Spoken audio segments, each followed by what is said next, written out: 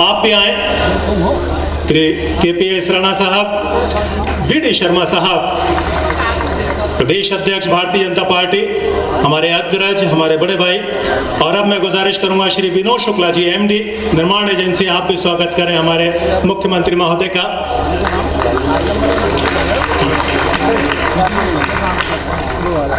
एक यादगार स्मृति चिन्ह देना चाहते हैं श्रीमान योगेश साहू और श्री रणजीत सिंह पाले जी।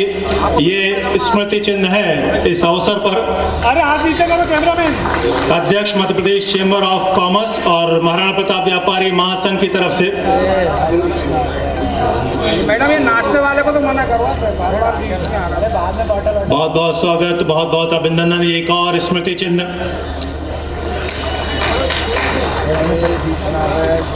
एक अभूतपूर्व अवसर है। शहर के यातायात प्रबंधन में एक मील का पत्थर साबित होना है आज का दिन। मैं स्वागत के क्रम को आगे बढ़ाऊंगा। अभी मंत्री लोक निर्माण विभाग श्री राकेश सिंह जी के स्वागत के लिए मैं KPS राणा जी से आग्रह करूंगा, प्रमुख अभियंता लोक निर्माण, आप आगे आए, स्वागत करें आदरणीय श्री राकेश सिंह जी का। आदरणीय श्री BD शर्मा साहब के स्वागत के लिए एक बार फिर मैं आग्रह करूंगा। संजय मस्के जी आगे आए, मुख्य अभियंता, हमारे प्रदेश अध्यक्ष भारतीय जनता पार्टी, आपका स्वागत करें। हमारे बीच हैं शहर की प्रथम नागरिक श्रीमती मालती राय, आपके स्वागत के लिए आदरणीय, आपके स्वागत के लिए श्री BP बोरासी, हमारे बीच पूर्व प्रोटेम स्पीकर और महापौर जी का स्वागत हो रहा है और आपकी तालियों की आवाज थोड़ी सी कम है। आदरणीय श्री रामेश्वर शर्मा जी, आपके स्वागत के लिए श्री GP वर्मा जी, और यहाँ आदरणीय रामेश्वर शर्मा जी स्वागत कर रहे हैं डॉक्टर मोहन यादव जी, हमारे प्रदेश के मुखिया, यशस्वी मुख्यमंत्री, आपके साथ जिला अध्यक्ष रविंद्र ते। आज बड़ा दिन है और सभी बड़े विशिष्ट व्यक्तित्व हमारे बीच मौजूद हैं, हमारे लिए गौरव के पल हैं। श्री भगवान दास सबनानी जी के स्वागत के लिए मैं जावेद शकील जी को आमंत्रित करूंगा। रामेश्वर शर्मा जी के स्वागत के लिए मैं पहले आग्रह कर चुका हूं और सबका स्वागत हो गया है।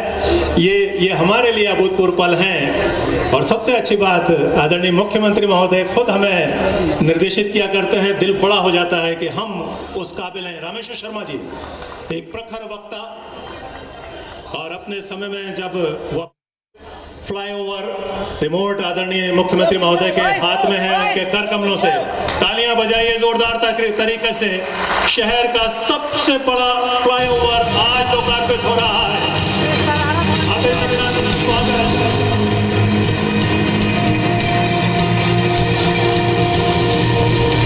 लोकार्पित किया जाएगा ये विशिष्ट फ्लाईओवर रिमोट आदरणीय मुख्यमंत्री महोदय के हाथ में है, उनके कर कमलों से तालियां बजाइए जोरदार तक।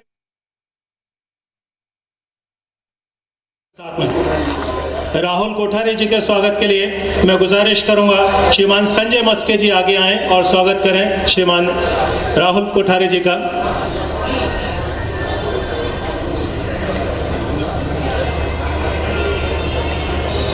बहुत बहुत स्वागत, बहुत बहुत अभिनंदन। एक बड़ा अवसर, इस बड़े अवसर को किस तरीके से तैयार किया गया और कैसे ये नया स्वरूप लेकर सामने आया, मैं गुजारिश करूंगा इस फ्लाईओवर का संक्षिप्त तकनीकी प्रतिवेदन और स्वागत उद्बोधन के लिए श्रीमान KPS राणा साहब से आप आए, स्वागत उद्बोधन दे। आदरणीय श्री KPS राणा साहब।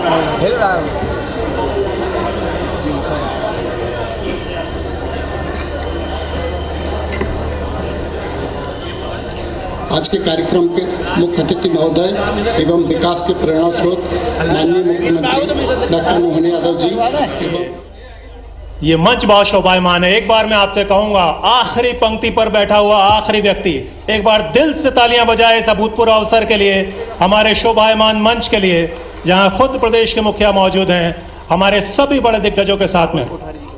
राहुल कोठारी जी के स्वागत के लिए मैं गुजारिश करूंगा श्रीमान संजय मस्के जी आगे आएं और स्वागत करें श्रीमान राहुल कोठारी जी का।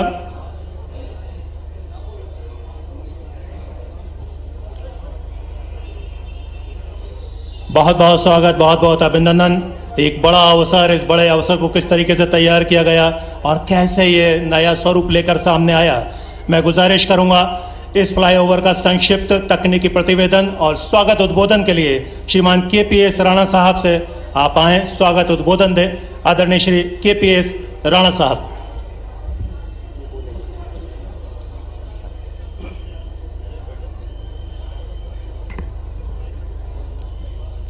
आज के कार्यक्रम के मुख्य अतिथि महोदय एवं विकास के प्रेरणा स्रोत माननीय मुख्यमंत्री डॉक्टर मोहन यादव जी एवं लोक निर्माण से लोक कल्याण हेतु कृत संकल्पित विभाग के माननीय मंत्री श्री राकेश सिंह जी, जो कि विभाग में निरंतर नवाचार कर रहे हैं।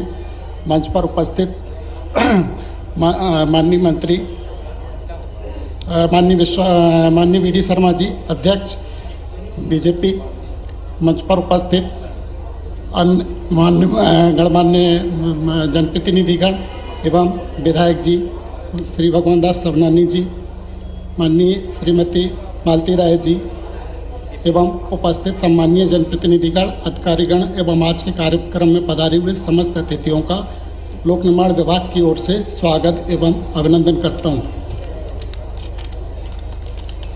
गायत्री मंदिर से गणेश मंदिर तक फ्लाईओवर, जो कि भोपाल में पहला 4 लेन एलिवेटेड कॉरिडोर है, जिसकी कुल लंबाई 2.9 किलोमीटर तथा चौड़ाई 15 मीटर है।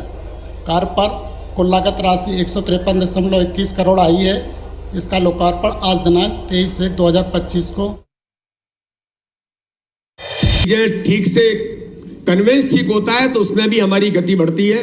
इसलिए मैं आज आप सबको बधाई शुभकामना देता हूं और माननीय मुख्यमंत्री जी को पुनः उनका बहुत हार्दिक अभिनंदन। जय हिंद, जय भारत।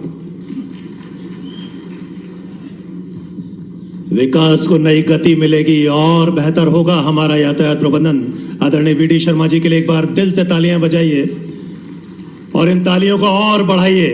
मैं चाहूंगा आखिरी कोने से बैठा हुआ व्यक्ति भी ताली बजाए, क्योंकि अब मैं हमारे मुख्य अतिथि, हमारे प्रदेश के मुखिया परम आदरणीय डॉक्टर मोहन यादव जी को आमंत्रित कर रहा हूं उनके आशीर्वचनों के लिए, उनके मार्गदर्शन के लिए।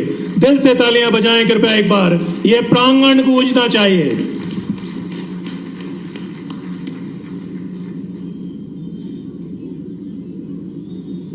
बोले गजानन गणपति महाराज की, माँ गायत्री मैया की।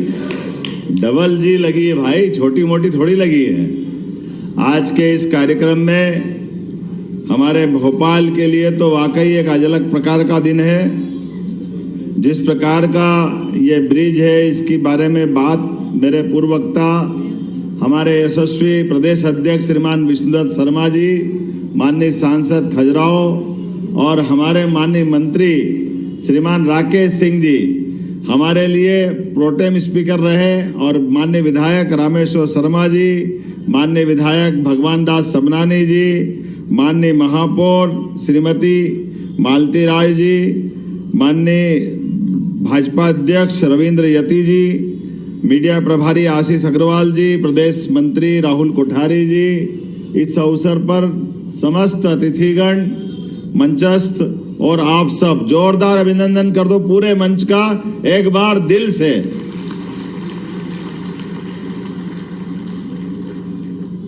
आज नेताजी सुभाष चंद्र जयंती है और नेताजी सुभाष चंद्र जयंती कई अर्थों में आज सार्थक हो रही है। मैं आज के इस अवसर पर जब इस ब्रिज का लोकार्पण की बात कर रहे हैं, हमारी ये राजधानी सच में देश के कई राज्यों के अंदर अपने अपने ढंग की राजधानी है, लेकिन ये बात तय है जब बाकी कई सारे राज्य के राजधानी वाले लोग या नेता मिलते हैं, उनने कहा जितनी सुंदर भोपाल है इतनी कोई नहीं है। इस बात का आनंद हम सबको भी और देशवासियों को भी, और कई कई कारण से ये आनंद और बढ़ता जा रहा है। सह अस्तित्व की भावना, जियो और जीने दो की भावना हमारे भोपाल और मध्य प्रदेश वासियों के लिए। मैं बीते कल महाराष्ट्र की सांस्कृतिक राजधानी पुणे में था और पुणे में कई सारे लोगों ने कहा, बड़े पैमाने पर इन्वेस्टर समिट की जब यहाँ बात आ रही है तो कई सारे लोगों ने कहा है कि अब बदले दौर में जिस प्रकार का समय चल रहा है, वाकई में मध्य प्रदेश का समय आया है। ये समय की ही प्रतीक्षा थी। जोरदार अभिनंदन करें इस बात के लिए, जब मध्य प्रदेश बहुत तेज गति से आगे बढ़ने वाला है और लगातार बढ़ रहा है। आज जब जैसे ब्रिज की बात करते हैं, ये ब्रिज वाकई में इतना बड़ा ब्रिज है और इतनी कठिनाइयों के बाद बना है। मुझे बताया गया है कि लगातार रात भर काम करना पड़ते, क्योंकि दिन में इतना समय, इतना ट्रैफिक चलता था, एजेंसी काम ही नहीं कर पा रही थी। लगातार इन सारे बीचों में से, अपने इतने व्यस्तम मार्केट में से कोई ब्रिज बने तो वाकई कितनी परेशानी होगी। फिर कोलार पाइपलाइन की शिफ्टिंग हो, मेट्रो प्रोजेक्ट के अपने अलग कष्ट थे, लगातार इंक्रोचमेंट हुआ, ट्रैफिक का संचालन करना। लेकिन सारी चुनौतियों के बाद जब जागे तब सवेरा। हमें इस बात की आनंद है कि आज ये ब्रिज का लोकार्पण अगर हो रहा है तो हमारे लिए दो कारण से इसका और महत्व बढ़ता है। एक तरफ सुभाष चंद्र बोस, आज सुभाष जी की जयंती है, जो सुभाष सेतु से मिलेगा। जोरदार अभिनंदन करो, नेताजी सुभाष चंद्र बोस अमर रहे। जरा जोर से हुंकार भर के आवाज के साथ निकलना चाहिए, नेताजी सुभाष चंद्र बोस अमर रहे। तो एक तरफ नेताजी सुभाष चंद्र बोस का सुभाष सेतु से इसका मिलन होगा, एक तरफ वीर सावरकर सेतु, उससे इसका मिलन होने वाला है। वीर सावरकर, नेताजी सुभाष चंद्र बोस, ये वो महान व्यक्तित्व है आजादी के पहले। जैसे अच्छी जब परमात्मा समय देता है तो कई प्रकार की अनुकूलता बनाता है। 20वीं शताब्दी में हमारे पास एक से बढ़कर एक ऐसे नायक हुए हैं जिनके भरोसे से हम अपने उनके सबके जीवन के एक एक पक्ष को देखो तो वाकई लगेगा कि हाँ, ये हमारे देश के नायक है। अब नेताजी सुभाष चंद्र बोस, जिनने तय किया कि मैं इस देश की आजादी के लिए लड़ूंगा, लेकिन देश के युवाओं का भी मान सम्मान बढ़ाते हुए और अंग्रेजों के लिए चुनौती देते हुए कि भारतीय खून हल्का नहीं है, भारतीय लोग हल्के नहीं है, इसलिए उनने तय किया।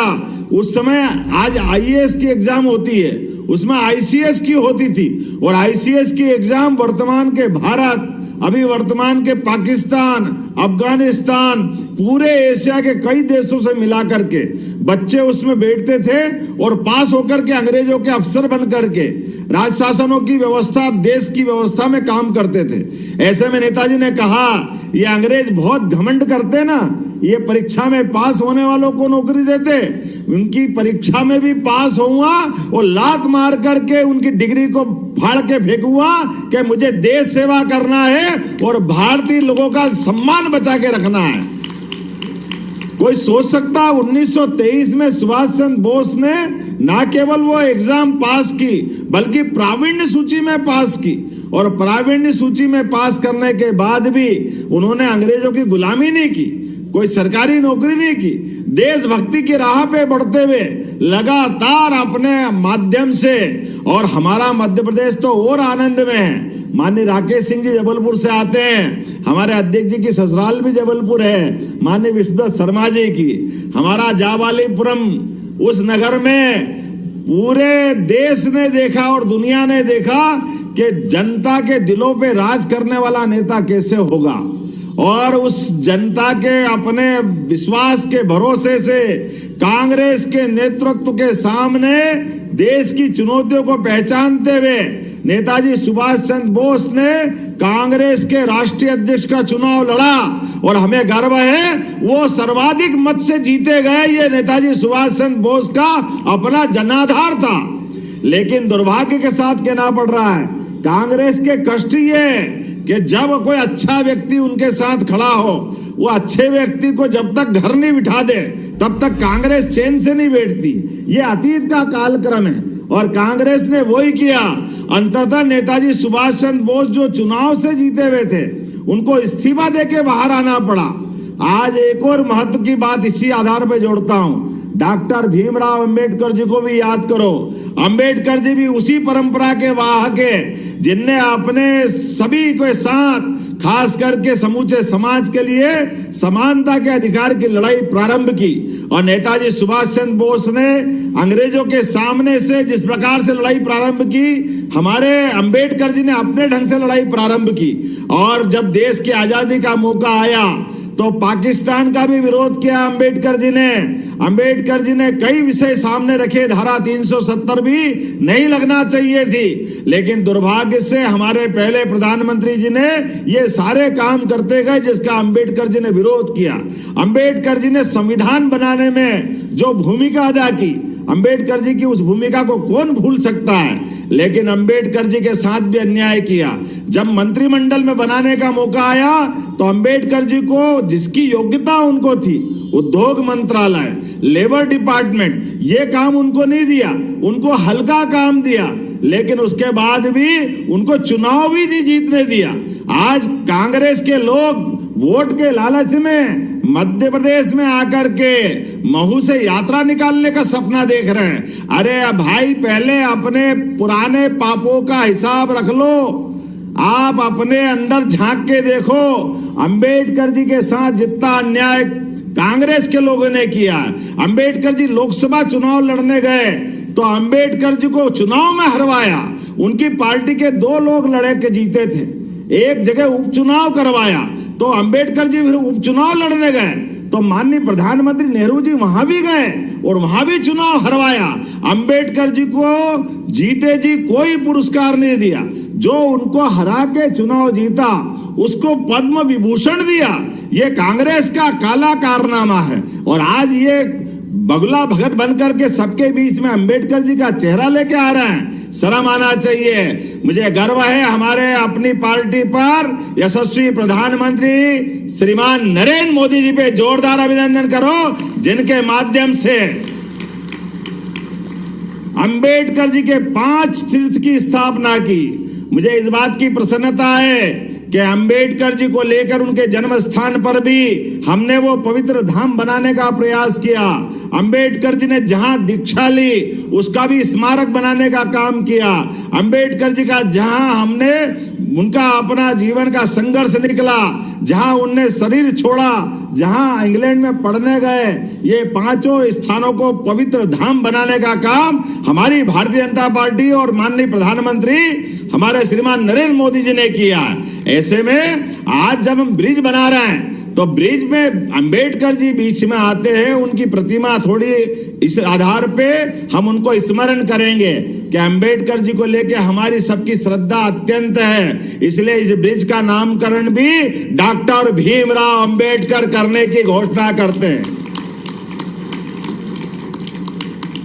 अंबेडकर जी के इतने बड़े योगदान को अगर समाज याद नहीं रखेगा तो कौन याद रखेगा।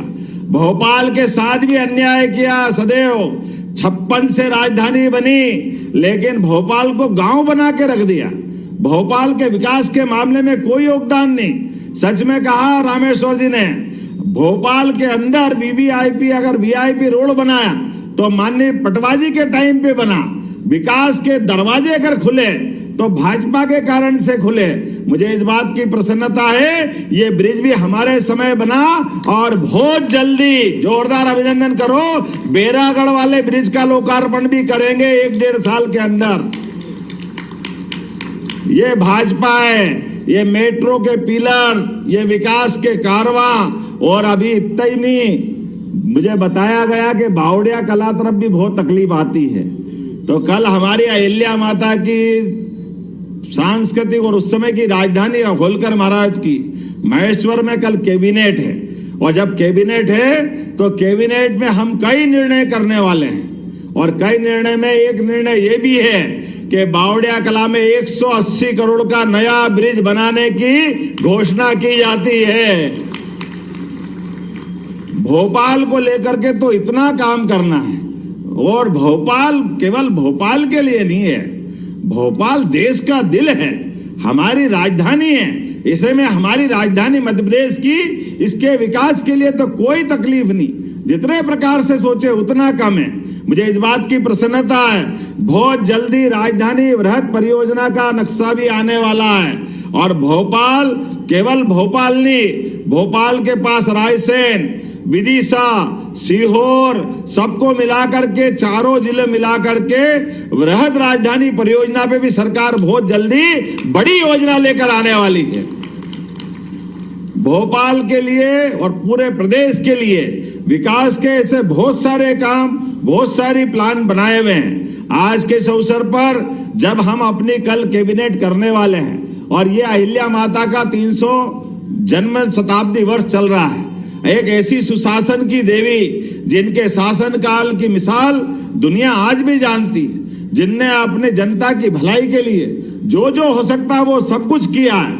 न केवल अपने राज्य को सुव्यवस्थित रखा बल्कि सांस्कृतिक रूप से भी पूरे दुनिया में होलकर साम्राज्य ने जो काम किया वो अद्भुत है। बाबा विश्वनाथ का धाम, बनारस जब जाते, काशी जाते हैं तो जो मंदिर बनाया है बाबा विश्वनाथ का, वो अहिल्या माता ने बनाया। बोलो विश्वनाथ महाराज की। और केवल विश्वनाथ नहीं, सोमनाथ, रामेश्वरम, द्वारका, मानसरोवर, हर देवस्थान पर, हर पवित्र नदी के किनारे घाट, भूखों के भोजन की व्यवस्था के लिए अन्न क्षेत्र, किसानों की अच्छी खेती के लिए निशुल्क कुएं, अपने उनके बगीचे, जो जो कर सकती, माहेश्वरी साड़ी, कितने प्रकार से अहिल्या माता ने काम किया। और बहादुरी में पहली बार महिला सेना बनाने का काम भी अहिल्या माता के द्वारा किया गया था।